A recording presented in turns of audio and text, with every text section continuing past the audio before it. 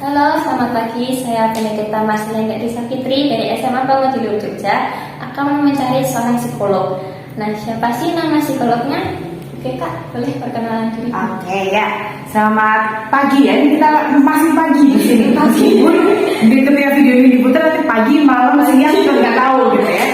Tapi salam kenal semuanya. Nama lengkap saya Stella Fania Puspitasari, gelarnya Magister Psikologi Psikolog.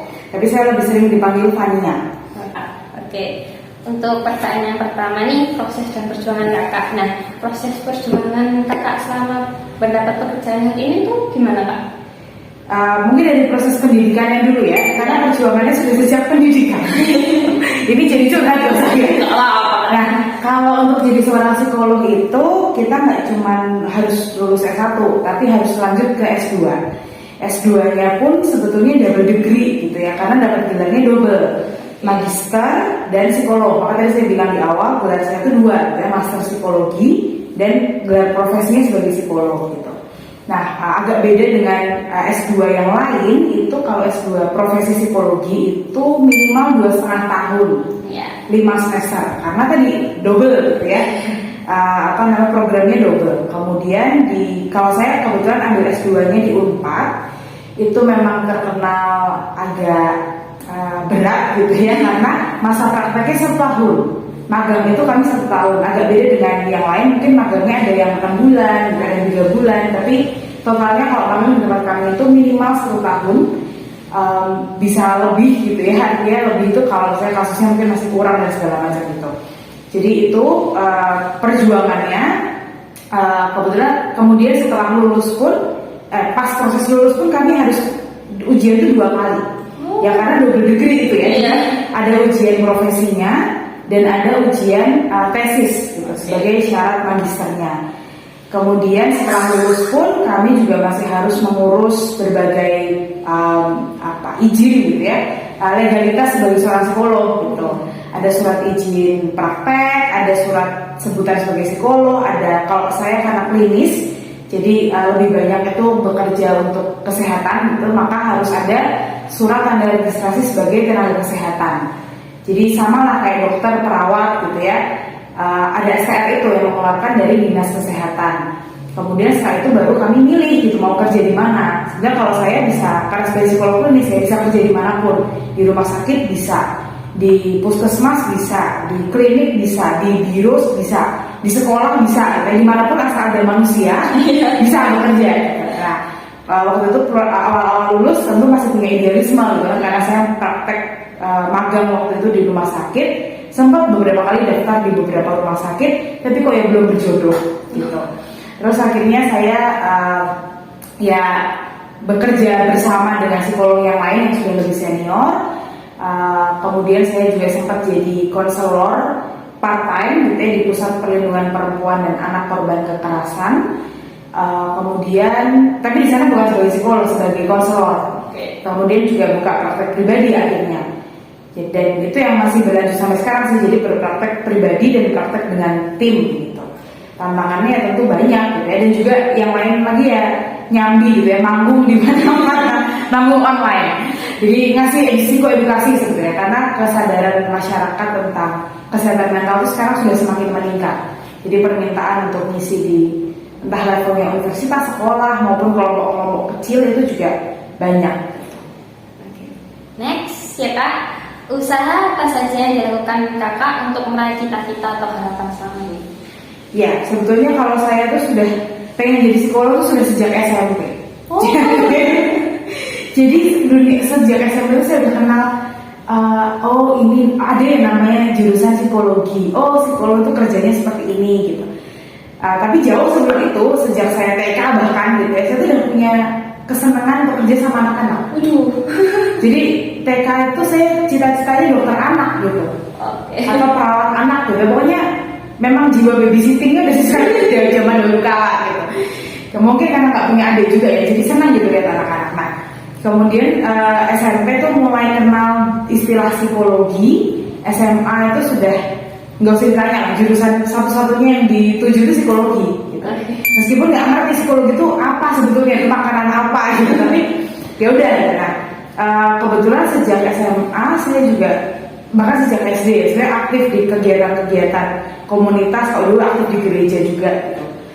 Di Misdinar gitu kan, ngajarin adik-adik yang lebih kecil. Terus habis itu SMA itu saya terlibat di komunitas pendampingan warga miskin gitu ya, namanya Perkampungan Sosial Pingit. SMA itu baru pertama kali datang ke sana untuk bakti sosial. Nah, kemudian kuliah saya lanjutkan lagi. Jadi memang agak nggak bisa diem anaknya gitu ya. Aktif terus di mana-mana gitu. Jadi itu terlibat tidak hanya di dalam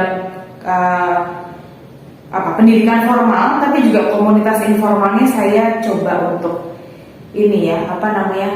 terlibat di sana supaya juga lebih tahu manusia itu kan nggak cuma satu jenis, tapi beragam jenis gitu, dan semakin kenal manusia. Itu sih yang saya rasa sangat bermanfaat untuk kehidupan saya sekarang juga. Oke, next. Hal apa saja yang membuat kakak semangat atau menjadikan diri kakak kuat dalam meraih pekerjaan ini? Yang pertama tentu karena tadi ya, saya punya ketertarikan bekerja dengan anak-anak dan juga keluarga sebetulnya. Jadi makin berkembang gitu. S1 itu ketika mengerjakan tugas akhir skripsi itu kan saya tertarik dengan keluarga, isu keluarga. Terus saya secara spesifik tentang single parenting. Jadi pengasuhan kehidupan orang tua tunggal ya. Lalu saya iseng tuh googling gitu ya, cari di Facebook atau di Twitter, di Instagram gitu. Apa sih komunitas, ada nggak sih komunitas orang tua tunggal gitu. Dan kebetulan ada, ketemu dari mulai tahun 2015 sampai dengan sekarang. Saya terlibat di di komunitas itu sebagai relawan dan juga proses relawan yang lain gitu ya. Dan ketika mendengar cerita mereka, membaca cerita mereka, kemudian mereka sharing apapun, atau mungkin membaca kisah-kisah di medsos juga gitu ya, kira-kira ini misalnya tentang isu kekerasan seksual yang kira-kira ini banyak gitu. Itu buat saya, wah ini kayaknya memang saya harus kerja buat mereka gitu. Kayaknya memang saya harus ada buat mereka gitu. Itu yang bikin saya semangat sih, karena ya itu mendengarkan cerita orang baik secara langsung maupun nggak langsung, itu bikin saya kayak oh ya berarti memang mereka butuh dibantu, dan apa yang bisa saya lakukan buat mereka. Jadi pertanyaan apa yang bisa saya bantu buat mereka itu terus menerus muncul gitu, dan terus menerus berulang di kepala saya. Next, perjuangan yang berkesan selama ini apa? Perjuangannya banyak ya. Oke, salah satunya apa? Oke. Sebetulnya kalau yang paling berkesan buat saya itu ketika ketemu sama ya anak-anak ya. Karena namanya anak-anak itu meskipun mereka dalam tanda kutip kecil, tapi mereka itu ya manusia. Mereka juga punya kemauan, mereka punya semangat gitu ya. Mereka tahu sebenarnya mereka tuh pengen apa sih gitu. Itu yang kadang-kadang kita sebagai orang dewasa tuh lupa.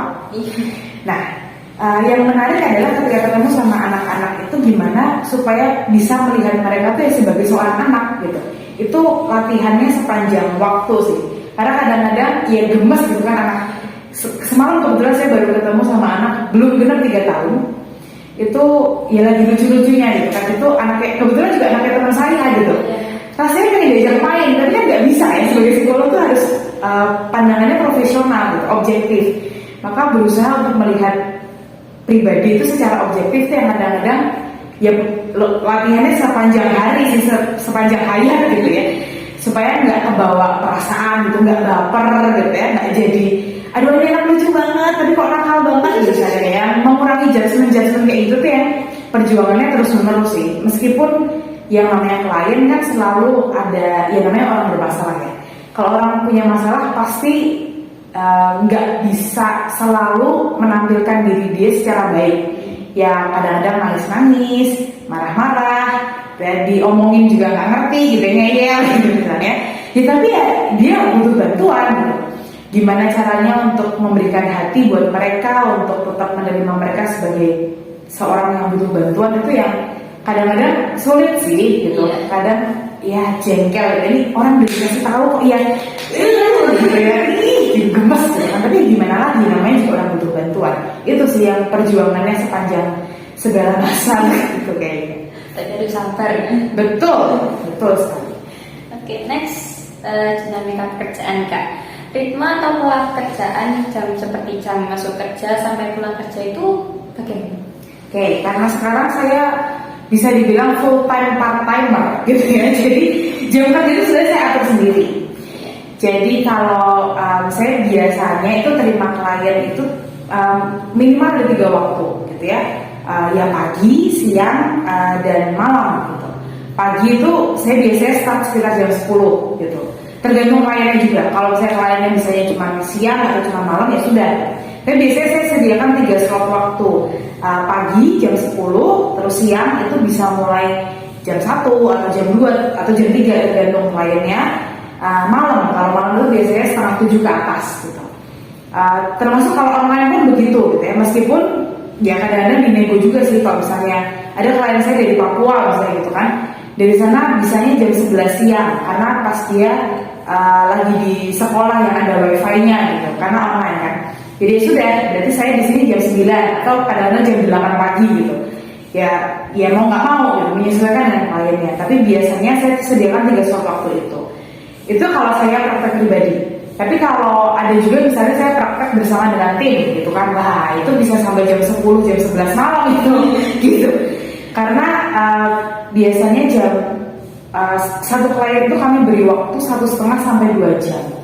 Kalau misalnya klien terakhir itu bisa jam 8 malam atau setengah 9 malam misalnya gitu ya berarti mau nggak mau sampai jam 10 gitu, terus sampai setengah 11 ya sudah mau gimana lagi gitu, karena kliennya kadang-kadang bisanya cuma jam segitu gitu. Jadi kalau jam kerja saya sebetulnya atur sendiri, termasuk misalnya kalau hari Minggu itu biasanya saya agak kosongkan gitu ya untuk ya quality time lah ya, libur gitu tanggal merah.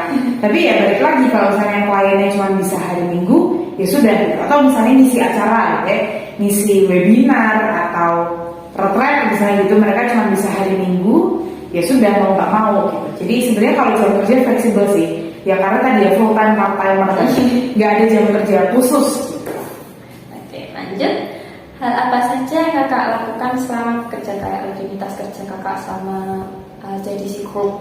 Oke, rutinitas kerja yang pasti pagi itu saya biasanya menyiapkan diri dulu gitu ya. Jadi ada ya anggap aja pemanasan lah gitu ya.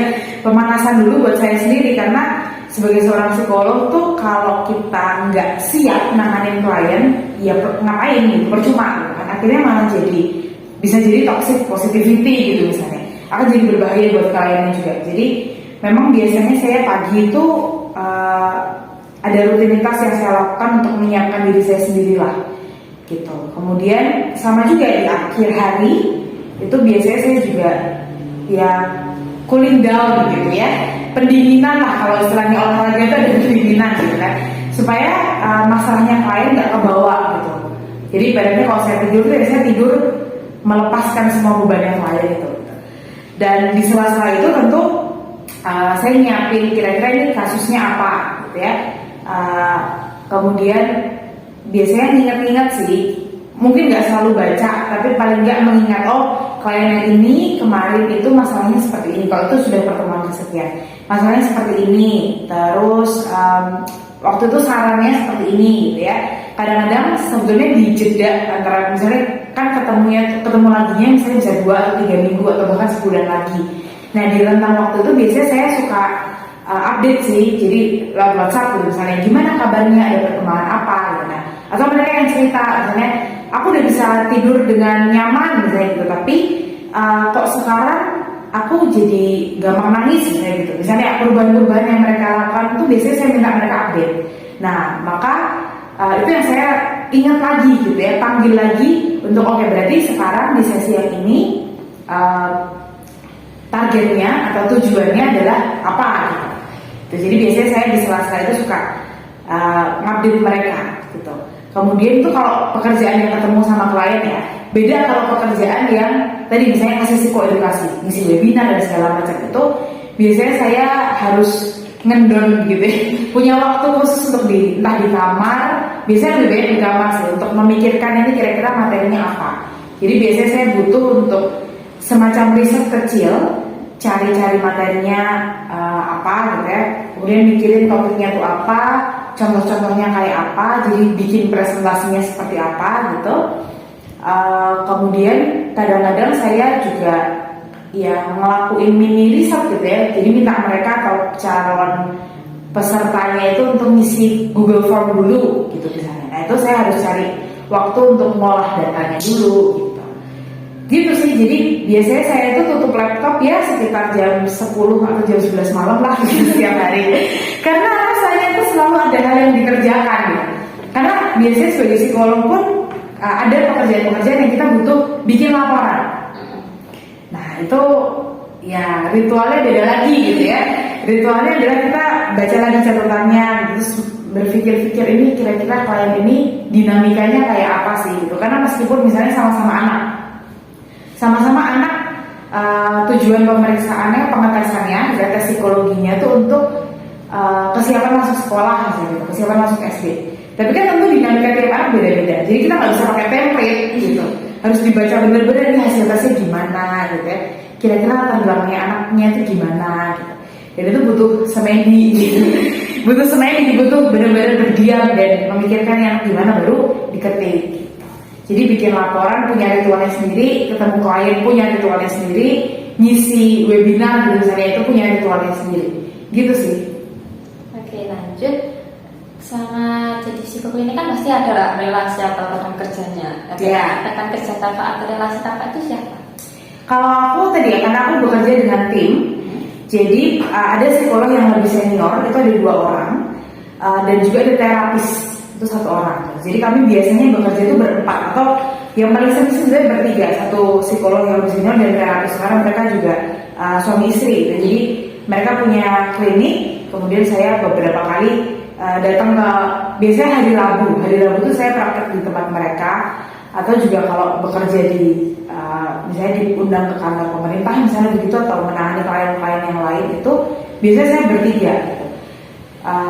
Itu sih. Kemudian kalau kadang-kadang juga saya diminta oleh misalnya gereja gitu ya, oleh romonya untuk ini ada yang butuh bantuan misalnya begitu, ya sudah saya akhirnya kesini. Dan itu kami kerjanya sebagai tim, artinya misalnya ada perkembangan dari kliennya itu saya sampaikan ke pihak gereja misalnya gitu ya, kemudian pihak gereja punya pandangan apa atau punya request apa lagi misalnya gitu ya, ya sudah itu yang itu tim kerja saya. Lalu kalau di kantor saya yang kemarin tentu tim kebetulan saya barusan resign, tapi di pusat pelindungan perempuan dan anak korban kekerasan itu ya tim saya ya sekantor itu gitu ya, ada konselor di bidang pengaduan, kebetulan saya di bidang pengaduan, jadi menerima laporan dari masyarakat itu.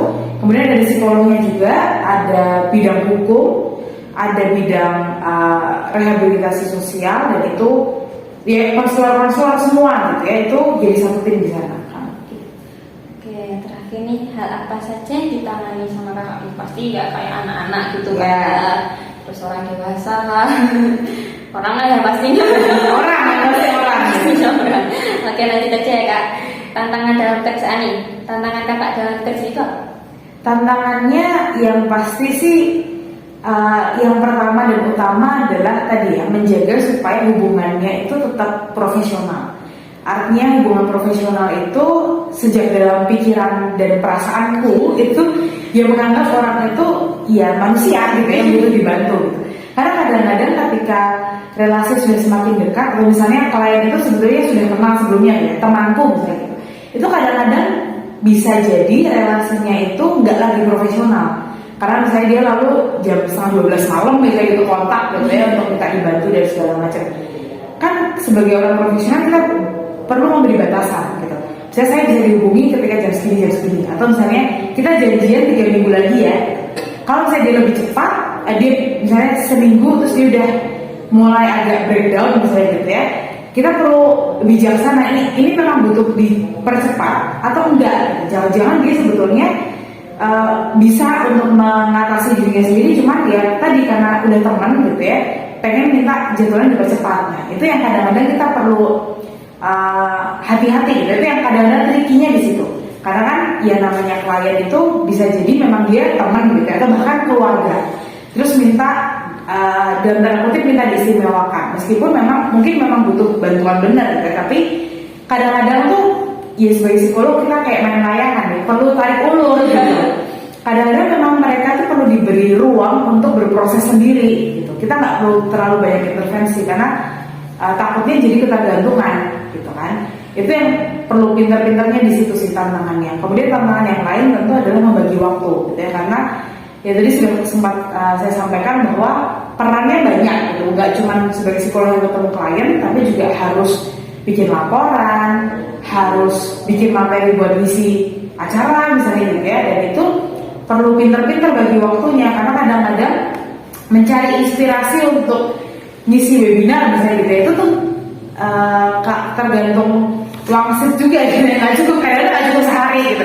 Sama lah kalau kayak pelajar bikin tugas juga kan kadang-kadang nggak cukup sehari gitu. Jadi memang perlu pintar-pintar bagi waktu dan cari inspirasinya sih.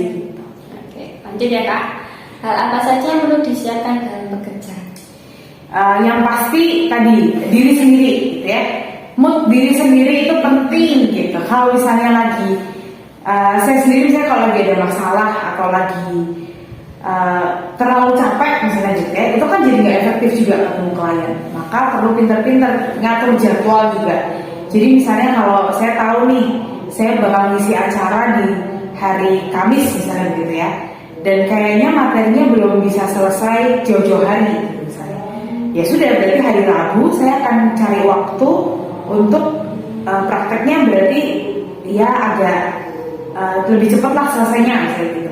Atau berarti hari Selasanya saya harus cari waktu untuk bikin materi itu misalnya gitu, karena hari Rabunya akan ketemu klien gitu. Jadi memang pengaturan waktu sih itu yang harus benar-benar pintar gitu ya, harus benar-benar disiapkan, dan juga ngatur diri sendiri, ngatur energi diri sendiri, tahu batasan gitu. Kalau misalnya termasuk juga ini, tahu batasan kira-kira klien ini saya sanggup atau enggak gitu. Kalau misalnya kliennya terlalu, misalnya klien dewasa terus sudah terlalu dalam tanda kutip terlalu parah misalnya gitu ya, kadang-kadang saya wah ini nggak bisa saya tangan sendiri, harus bareng tim, atau ya saya harus nge-refer gitu ya, merujuk ke psikolog lain yang kira-kira lebih kompeten gitu. Itu yang harus disiapkan sih. Jadi mengenali diri sendiri itu termasuk itu juga.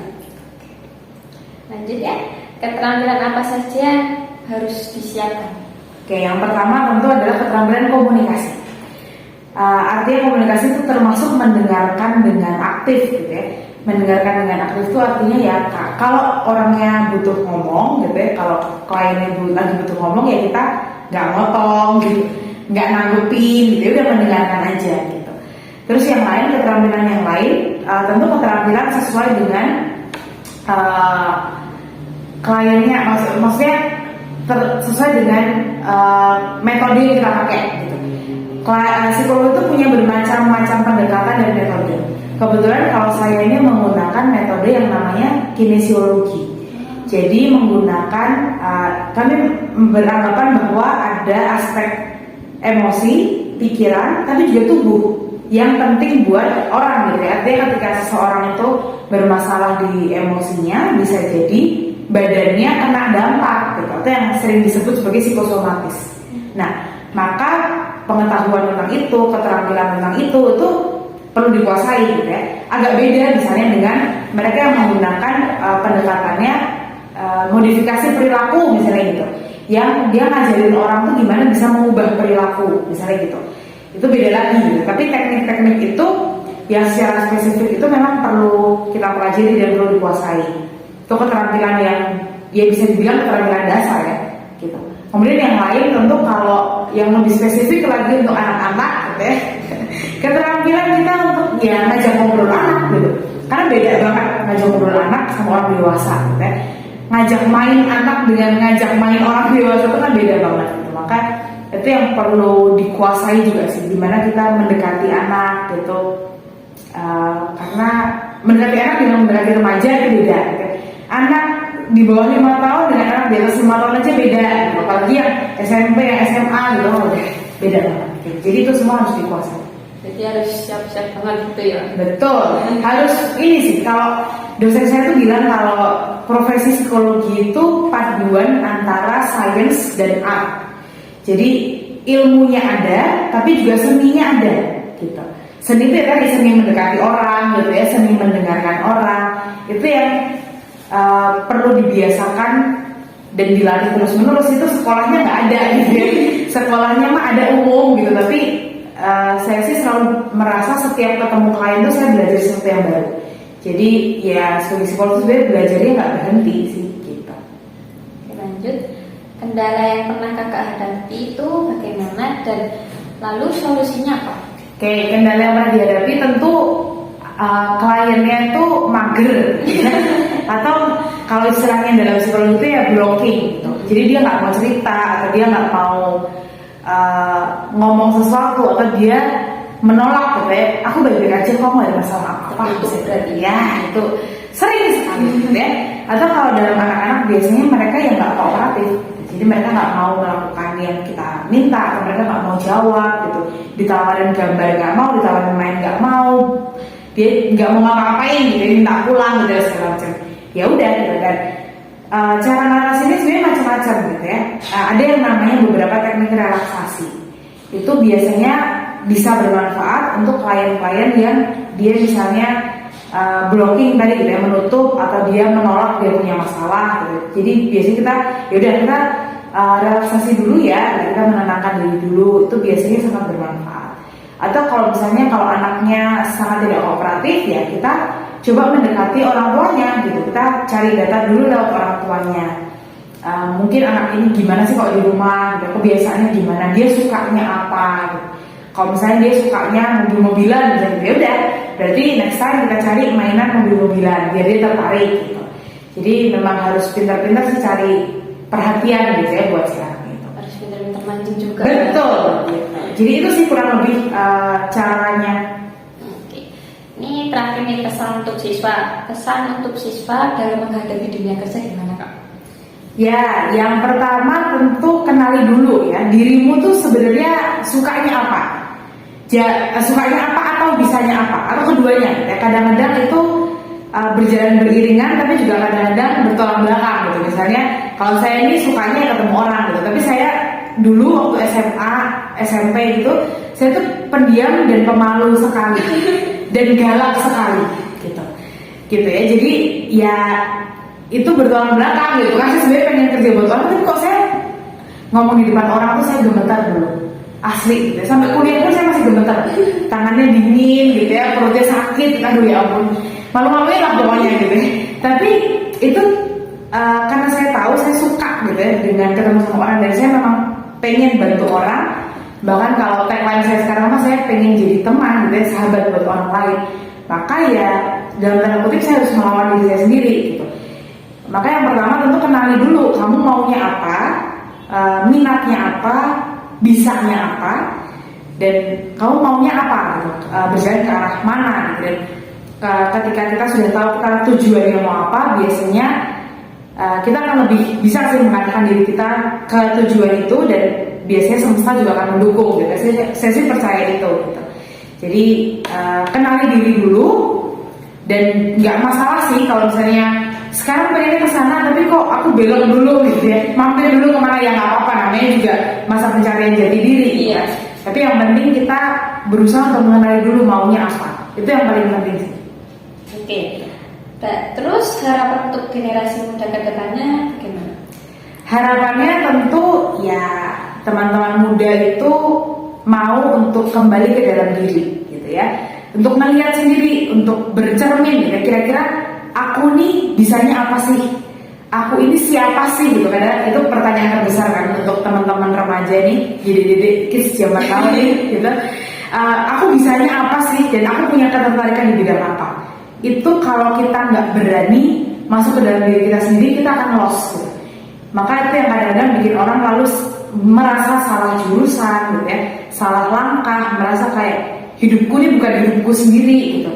Karena kebanyakan dari mereka kesulitan atau mungkin kurang mau gitu ya masuk ke dalam dirinya sendiri dan mengenali aku ini siapa. Maka mudah-mudahan teman-teman dengan semakin meningkatnya kesadaran tentang mental health gitu ya, mudah-mudahan teman-teman juga semakin punya keberanian dan kemauan untuk masuk ke dalam diri sendiri dan mengenali aku ini siapa, aku ini apa, dan aku mau kemana. Oke, demikian wawancara saya dengan Kak Fania. Semoga dalam wawancara tadi apa yang disampaikan oleh Kak Fania bisa menjadi motivasi bagi saya dan teman-teman semua.